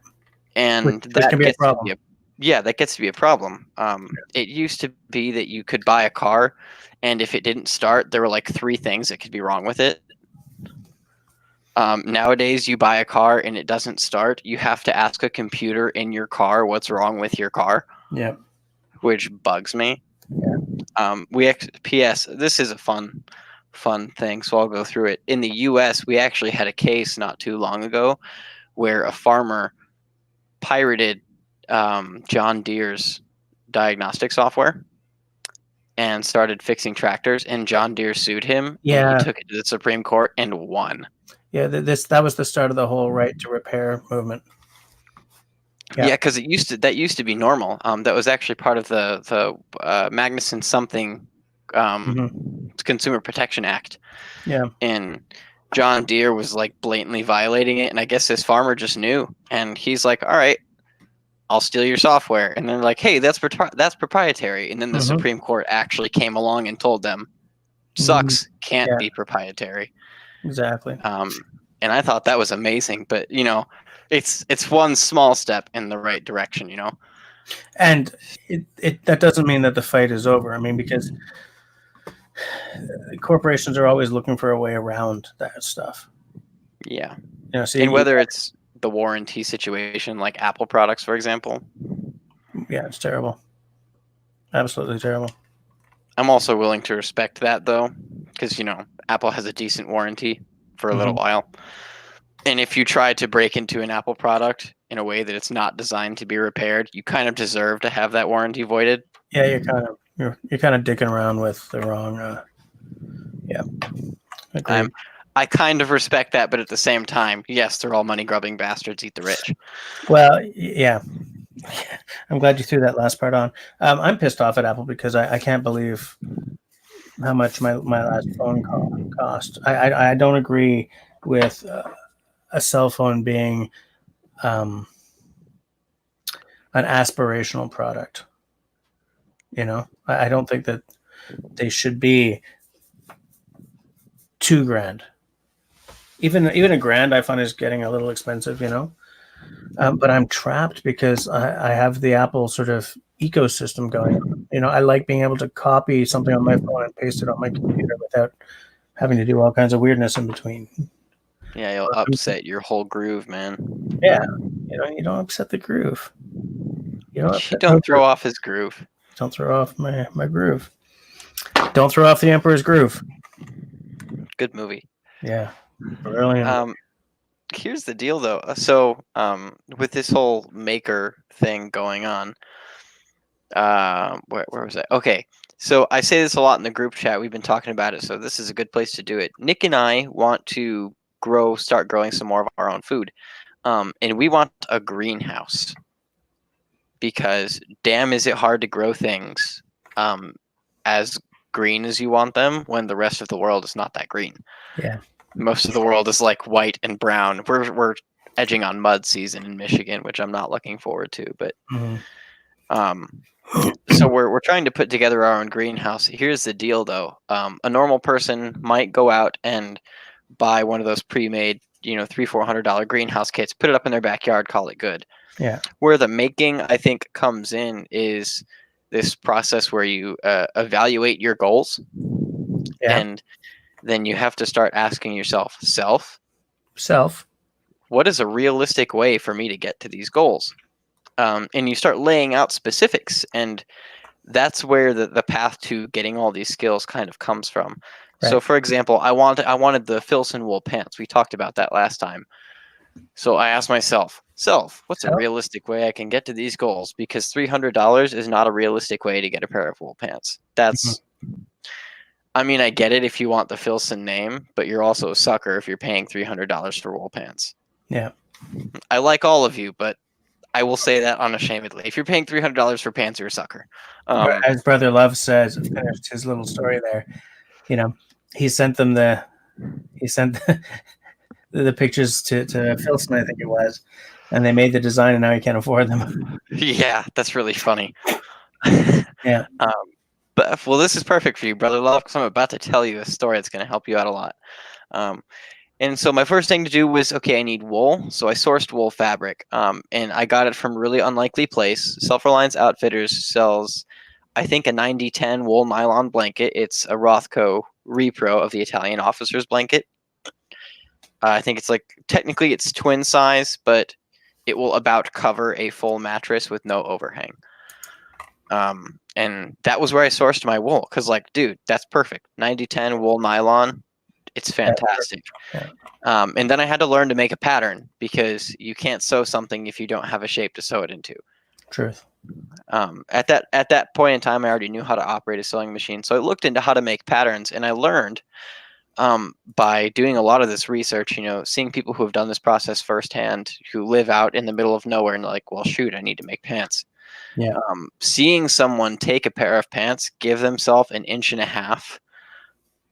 allowance around the seams because the fabric is thick, and fold their jeans in half and make 4 of those on various different angles, cut those suckers out and sew them together, and that gives you a pattern as long as the pants you made your pattern from fit the way you like them to. Yeah. And then I had to find a way to sew through wool. So I don't know if you guys know this. Sewing machine presser feet nowadays are not all that great. So the springs in the machines are weak. It's mostly there's little teeth underneath called dogs that will move your fabric through, and your presser foot mostly just goes up and down. Yeah. The problem is a presser foot is almost like a compound bow in reverse, basically, in that there's a lot of let off until you get to a certain point in fabric thickness where the foot will drop into tension and stay on the fabric. So the wool was thick enough that my foot was too high that it wouldn't stay under tension correctly. So I had to learn about how to sew thick wool by hand, which was a whole different ballpark, like, oh my God, I'm going to hand sew this. The thing I learned is hand sewing can get you really, really, really strong stuff because you can choose to double over your thread. Right. So when you're hand sewing, normally you just leave like 1 inch of thread through the eye of the needle, twist it, and you've got one length of thread. Yeah. I doubled mine over all the way. I used double thread thicknesses on every single stitch, and I was doing like 12 stitches an inch with upholstery thread through wool. Dude, I made those pants probably 5 years ago, and they're still going strong. Nice. Yeah. Like, haven't torn anything on them, and I actually just put eyelets in them because I decided I wanted an eyelet in there. Oh, nice. And it was fantastic because, oh, honey, look at you go. She's making bandanas. We took a trip to Joann Fabrics and got her a bunch of bandana fabrics. Nice. She's having a good time over in the kitchen right now. But yeah, so those wool pants are still going strong. But now I have the knowledge of how to deal with wool and sewing machine presser feet Mm-hmm. and how to make patterns. And Yeah. those are sustainable skills for the future. And that's where making not only becomes a drug, but like almost a necessity, because you're like, oh my God, I just paid $50 maybe for what should be a $300 product. Yeah. And I made to measure for me. And that's an awesome feeling. Yeah. And that's kind of where the specifics of getting these making skills comes from. You can set a goal, but that goal has to be really specific. Set a goal, but then make a vision in your head, write that crap down, and get yourself something you're going to be happy with in the end. Well, and it's funny how, like you mentioned, be real specific, because we don't really live in a world where everyone's all that specific anymore. Everyone's sort of, not everyone, but so many people are like, yeah, I want to, it's like, no, you can't. I want to, it's like, this is what I'm going to do. I'm going to sketch it out. And then that's what's going to happen. I find that like people who do a lot of 3D printing, they sort of get that you have to really be clear, really be exact and everything. Oh yeah. But like so many people, and I'm including myself in that, man. There's all kinds of times when I'm like, I'm gonna whatever, do this and just go. And like half the time it works and half the time it really doesn't. I appreciate that process though, because I mean, there's the point in the process where you think you have like 80% of the answers, and then you breed so many questions trying to get things done that you have like less than 10% of the answers. Mm-hmm. Then you have all the knowledge, the fundamental knowledge you need to do things or to get the right answers. And then you kind of bridge the learning curve for that project, but you come away with the skills. And so, yeah, I feel that, being like, I just want to go travel or something. It's something like that. No, that doesn't do anything for you. Yeah. What does do something for you is I want to take a hiking trip through Jasper Falls in August of 2021. Yeah, exactly. That gets you somewhere. That gets you to Jasper Falls in August of 2021, man. Yeah. With enough money to get back. Hopefully. Probably. Yeah. I don't know if I'd complain about being lost in Jasper Falls, if I'm being honest. Fair enough. But what I mean is, like, for instance, when I have a very clear plan, I do it. Whereas when I just kind of want something, then it's too easy to let it slip. If I want to build up some savings in case I want to do blah, blah, blah, whatever, I may save up a little money, I may not. But if I'm like, I want to have $4,000 together for a Swift canoe in 4 years, it'll happen. Yeah. And then of course, knowing you're going to do the specific things month by month. Yeah. Just because I have a very clear vision in my head, and that's what I need to have happen. Not everyone operates this way. I get that. I know. But for me, that's the way it works. Yeah, I feel that. And I think the issue is probably that issue for about 99% of people, where they want to do a thing, but it feels a little far off. Like saying I want to get all leather and wool gives me an aesthetic, but it doesn't tell me where I want to end. But I think we all kind of get what I'm trying to get at here. You can't set a goal that seems non-specific because it's not actionable. It's not really a goal. That's the thing. No, it's not. It's an idea more than anything, and that's about it. Yeah. And the problem is a lot of ideas, man, are not great with follow through. No, and that's the problem. And so now that I'm into the making part of my life, wow, I'm 20. That's enough of that. now that I'm into the making part of my life, where I'm getting some return on these skills, it's easy to be specific about things and really nail stuff down. But it does make me think back to the beginning, where I'm like, what the hell am I doing? Mm-hmm. I do have pleasant memories. Ooh, that was grungy. Sorry about that. I do have pleasant memories of tracing out a pair of snow pants on a wool blanket Okay. and trying to figure this crap out. And thinking from there and still having the pants, I guess, makes a difference for me. But Yeah. thinking from there to getting to here, the journey wasn't actually all that difficult. I just didn't have a teacher most of the time. Okay. But um, it really was trying to be very specific in like nailing down step by step and not getting overwhelmed with all the processes in between. And I think that's part of what gets to be the issue with learning. I don't know if you agree with that. What do you think? Well, there's a phase at which you're about halfway through, and it can get real easy to lose your focus and get kind of sort of lose your interest a bit. And I find that getting through that phase can be problematic sometimes, unless I really do. I got to maintain my focus on the end game in that case. And the end game.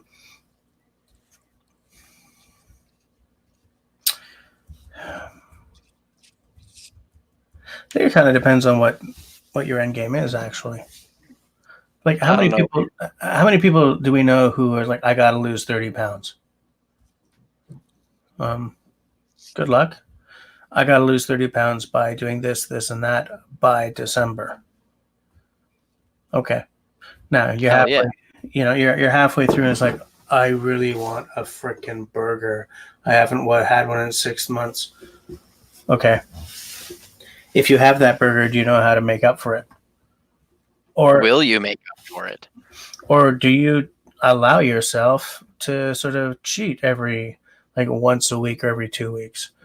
I think it can be very, very useful to allow yourself to cheat every week or every 2 weeks, because then you're not completely denying yourself all of your little pleasures.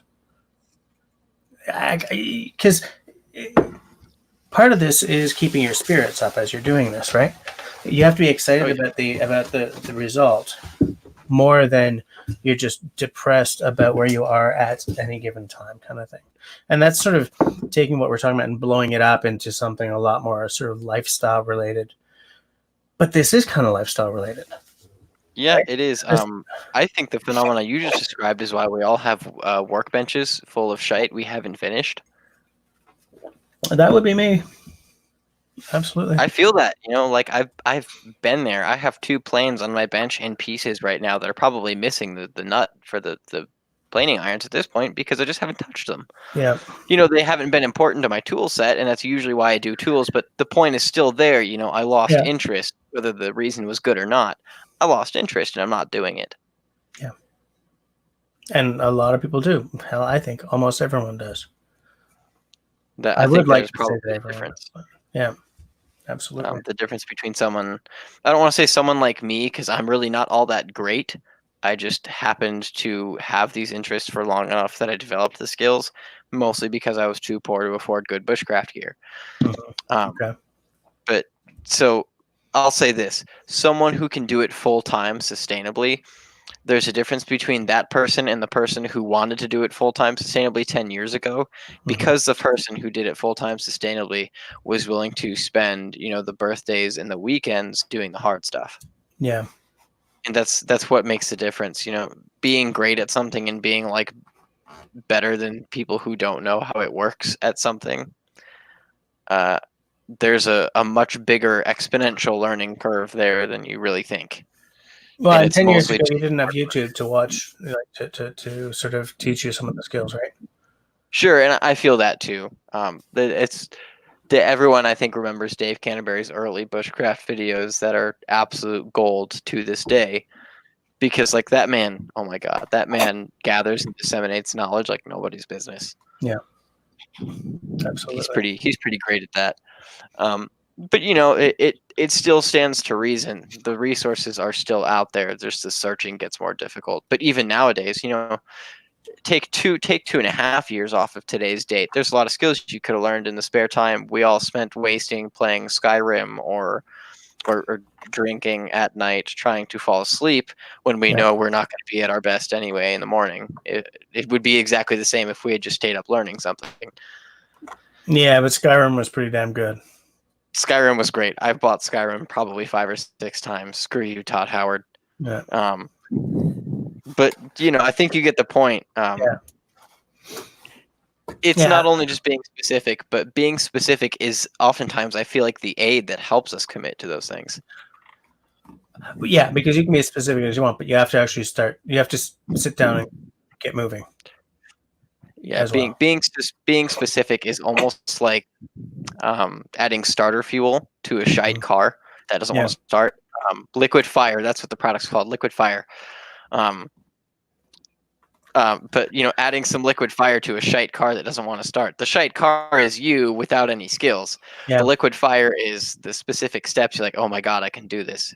Without that, oh my god, I can do this moment, it's not fun, and you stop doing it. Yeah.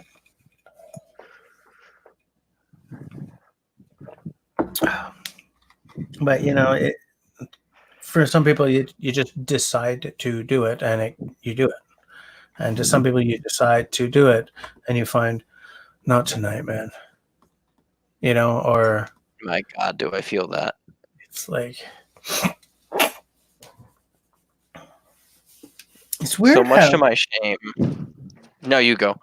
Well, I was gonna say it's weird how we all have a little bit of a self-destructive streak in us, eh? For stuff like that. Oh, hold on. All right. See you later, brother love. See you next week, I hope. Don't be afraid to email me. It's in the chat, dude. And it's funny how so many of us have that little streak that says, no, you can't do this. Come on, let's go play some Skyrim. Yeah. Really yeah, just kind of the pleasant little things that make your bad habits that are technically a healthy coping mechanism. It's just not the one you want. Yeah. My brother actually gave me a quote that has stuck with me that now, this is a fun story. I'll just tell it. We have a local vandal in the city where I live called Smiles. Okay. Who is nothing but these really positive quotes in blighted areas on the city. So they either have positive quotes or they have to unblight the area, like paint over it or something. And my brother told me this quote, and now Smile has actually painted it on a few blighted buildings. But my brother originally told me this quote: you have to try to be the person that younger you would be proud of or that younger you needed. Okay. I can actually say I'm like finally getting there. Like, dude, younger me would think me right now is a badass. Which feels not only awesome, but also kind of terrifying because I know I can't do this forever without making money eventually. Yeah. But that's kind of the point, do some things now and build on some things now that you'll be proud of in the future. Be able to say thank you, past self, for teaching me these things. Because I find myself saying that, and then I also think to times where I'm swearing at my drill press because nothing is working, and then me now in the future knowing exactly how you've had a harmonic with a piece of steel, you need to vary your RPMs because it's too large or too small, something like that. Yeah. And then thinking, I'm sorry that you had to go through that, past self, but thank you, past self, for teaching me that. Yeah, I see that. You have to invest in your learning future now because your learning future is entirely dependent on your learning past. I teach music, so this is a very clear concept to me. In any line of skills, the fundamental ones are always going to be what you fall back on for those go back to the drawing board moments, and past you has to have built those for you to be successful at the skill you want. Yeah, that's fair. I can't teach a kid to play the violin if the kid can't hold the violin correctly. You know what I mean? That's really what it is, though. I mean, you have to commit to fantastic fundamental skills and just being like, you know what, I'm going to do these stitches all day until I can get 10 stitches an inch and they look super even and I like the way it looks. Yeah. Have you ever heard the saying, if you don't like yourself on recording, it's because you suck? No. So as a musician, I got told that by like 3 or 4 teachers because it spread through my school district like wildfire. It's true, by the way. Yeah. If, as someone playing music, you don't like the way you sound on recording, guess what? It's because you suck. It's like it's just objectively true, and you can't be mad at anyone for it because you're the one who hates your sound. Right. I like it. It's just like, I'm gonna put 2 and 2 together for you, and then when they get mad at me, I'm like, listen, it's because the shoe fits and you don't like it, not Right. my fault. I love it. But that's where it is. So the deal is, you have to be okay with sucking and not liking the things you're doing, and recognize the things you're doing might not look nice, but they can be useful. Right. So, have you ever welded, Jess? No, I would love to, but I've never actually done it. So one of the first things you do as a as a welder, is doing what they call a pad of beads. And it's how you dial in a welder, really. So you have a piece of steel, and a bead of weld is just a line of laying down weld material, at least in like MIG welding or stick welding, stuff Okay. like that. So when you're stick welding and you're just laying down material, or you're wire welding or what have you, you're trying to get that bead really consistent looking so it doesn't look like pigeon Is that shit. where you guys sort of like the little tuk tuk tuk? That's tack welding. So the reason I'll kind of explain this. So the reason you do a pad of beads is to get your machine dialed in, because if you have settings too high, dude, you're gonna start burning through material. You're using too many angry pixies electricity. You're Okay. throwing too many angry pixies at the metal, and the metal doesn't like it. Okay. If you have like things like porosity in the weld, big pores, and it looks like pigeon shit, you Mhm. probably have a gas flow problem, something like that. So you do this pad of beads, and it's just a sheet of metal in line after line after line of weld. And at the start of the pad of beads, if you haven't set your machine, it looks like crap. And at the end of the pad of beads, sometimes it still looks like crap, but you know more about your machine. Okay. But most of the time, you start with a really pigeon shit weld that looks awful, and then you end up at a weld that just looks like a stack of quarters, dude.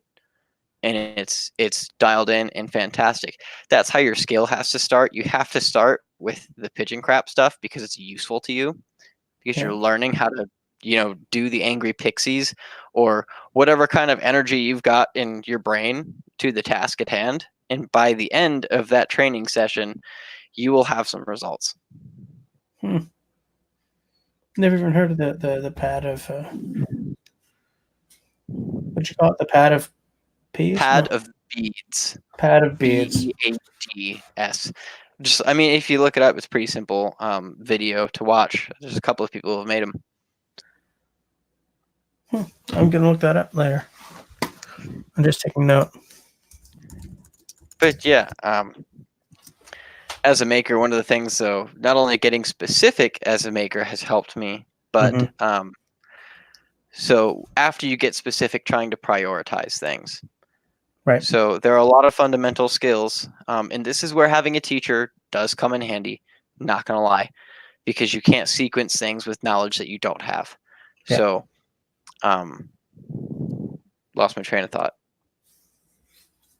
I'm back. Okay, so setting your priorities after you get things, your specific needs laid out. You need to figure out what fundamental skills are most valuable to you. It is 22:58. Yeah. So I see that. speak very fast. I will speak fast. Once you get your priorities set, you need to figure out what's going to be the most valuable fundamental skill for you.